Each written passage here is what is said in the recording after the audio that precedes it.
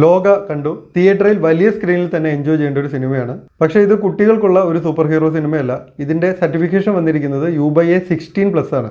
എന്ന് വെച്ച് 16 വയസ്സിനേക്കാൾ താഴെ പ്രായമുള്ള കുട്ടികളെ തിയേറ്ററിൽ തടയുന്നൊന്നുമില്ല. ചെറിയ കുട്ടികളും സിനിമ കാണുന്നുണ്ട്. ഈ സിനിമയിൽ കുറച്ച് ബ്ലഡ് ഷെഡ്സ് ഉണ്ട്, കഴുത്ത് കട്ട് ചെയ്തിട്ടുള്ള ചില കില്ലിംഗ് ഒക്കെ ഉണ്ട്. അപ്പോൾ പാരൻസിന്റെ തീരുമാനമാണ് ഇത് കുട്ടികളെ കാണിക്കണോ വേണ്ടയോ എന്നുള്ളത്. ഇനി സിനിമയിലേക്ക് വന്നാൽ ഇത്തരമൊരു സിനിമയുടെ ടെക്നിക്കൽ സൈഡാണ് ഏറ്റവും നന്നാവേണ്ടത്.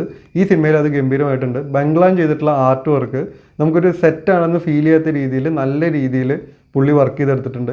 പിന്നെ നിമിഷ് രവിയുടെ സിനിമാറ്റോഗ്രഫി.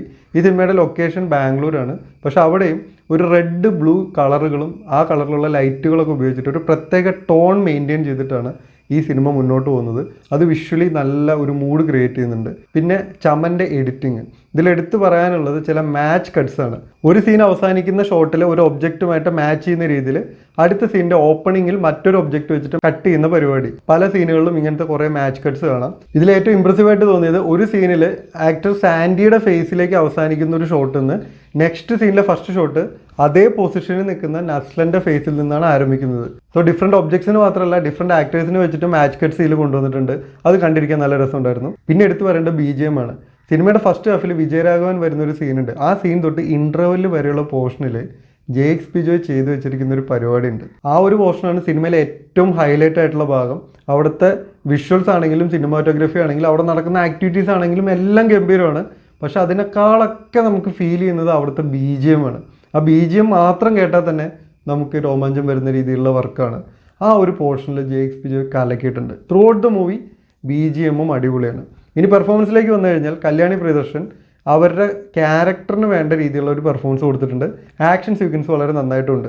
ചന്ദ്രയുടെ ക്യാരക്ടറിനെ കുറിച്ച് കല്യാണി ഇന്റർവ്യൂവിൽ പറഞ്ഞ പോലെ അതൊരു ഒരുപാട് പ്രത്യേകതയുള്ള ക്യാരക്ടറാണ്. സോ ചില സമയത്ത് ചിരിക്ക് പോലും ഇല്ല, കണ്ണ് ബ്ലിങ്ക് ചെയ്യില്ല, അങ്ങനെ ഒരുപാട് പ്രത്യേകതകളുണ്ട്. അതൊക്കെ നല്ല രീതിയിൽ കല്യാണി പുൾ ഓഫ് ചെയ്തിട്ടുണ്ട്. ഇതിൽ ഏറ്റവും ബെസ്റ്റ് പെർഫോമൻസ് നസ്ലൻ്റെയാണ്.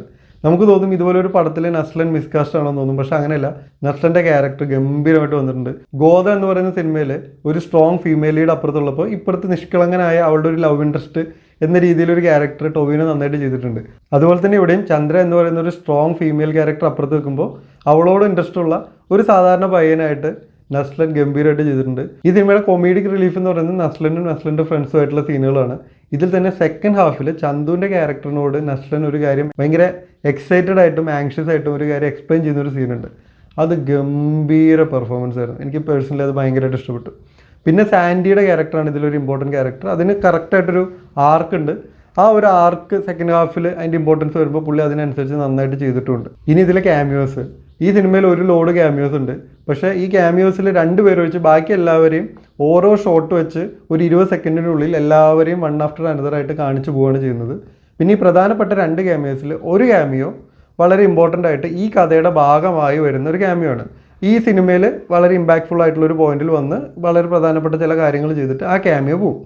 രണ്ടാമത്തെ ക്യാമിയോ ക്ലൈമാക്സിൽ വരുന്ന നമുക്കൊരു തോന്നൽ വരും. പക്ഷേ ആ ഒരു ക്യാമിയോ ഈ കഥയിൽ ഇൻവോൾവ് ആവുന്നില്ല. സോ അത് ചന്ദ്രയുടെ കഥയിൽ ഒരു ഇമ്പാക്റ്റ് ഉണ്ടാക്കുന്നില്ല. പക്ഷേ തിയേറ്ററിൽ ഒരു കയ്യടി ഉണ്ടാക്കാൻ ആ ക്യാമിയോയ്ക്ക് പറ്റുന്നുണ്ട്. പിന്നെ എൻഡ് ക്രെഡിറ്റ്സ് ഇതിൽ 2 എണ്ണം ഉണ്ട്. ആദ്യത്തെ എൻഡ് ക്രെഡിറ്റ് സിനിമ അവസാനിച്ചിട്ട് നടന്മാരുടെയും നടിമാരുടെയും പേരെഴുതി കാണിച്ചതിന് ശേഷം ഒരു ക്യാമിയോ വരും. ഞാൻ നേരത്തെ പറഞ്ഞ ക്യാമിയോ. അത് കഴിഞ്ഞ് വീണ്ടും ടൈറ്റിൽസ് ഇങ്ങനെ പൊയ്ക്കൊണ്ടിരിക്കും. അപ്പോഴേക്കും കുറേ പേര് ഇറങ്ങി. പെട്ടെന്നാണ് രണ്ടാമത്തെ എൻഡ് ക്രെഡിറ്റ് വന്നത്. അപ്പോൾ കുറച്ച് പേര് തിയേറ്ററിന് ഓൾറെഡി പുറത്തായിരുന്നു, അവരത് കണ്ടില്ല. പിന്നീട് പാർക്കിംഗ് ഏരിയയിൽ വെച്ചിട്ട് ചിലരിങ്ങനെ സംസാരിക്കുന്നുണ്ടായിരുന്നു, എടാ ഒരു സീനും കൂടെ ഉണ്ടായിരുന്നു, ഞങ്ങൾ അതും കൂടെ കണ്ടിട്ടാണ് വന്നതെന്നുള്ളത്. അപ്പോൾ നിങ്ങൾ തിയേറ്ററിൽ പോവുകയാണെങ്കിൽ രണ്ടാമത്തെ എൻഡ് ക്രെഡിറ്റും കൂടെ കണ്ടിട്ട് ഇറങ്ങുക, അപ്പോഴേ സിനിമ അവസാനിക്കുന്നുള്ളൂ. സോ ലോക എന്ന് പറയുന്നത് മലയാളത്തിൽ നിന്നും ഇങ്ങനെ ഒരു സിനിമ ഉണ്ട് എന്ന കാര്യത്തിൽ നമുക്ക് അഭിമാനിക്കാവുന്ന ഒരു സിനിമയാണ്. ഫസ്റ്റ് ഹാഫ് എക്സലൻ്റ് ആണ്. സെക്കൻഡ് ഹാഫ് നമുക്ക് ഗുഡ് എന്നൊരു പോയിന്റിൽ പറയാം. സോ ഓവറോൾ ഒരു മികച്ച സിനിമ തന്നെയാണ്. മാത്രമല്ല മലയാളത്തിലൊരു പ്രോപ്പർ സിനിമാറ്റിക് യൂണിവേഴ്സിൻ്റെ സ്റ്റാർട്ടിംഗ് പോയിന്റും കൂടെയാണ് ഈ ഒരു സിനിമ.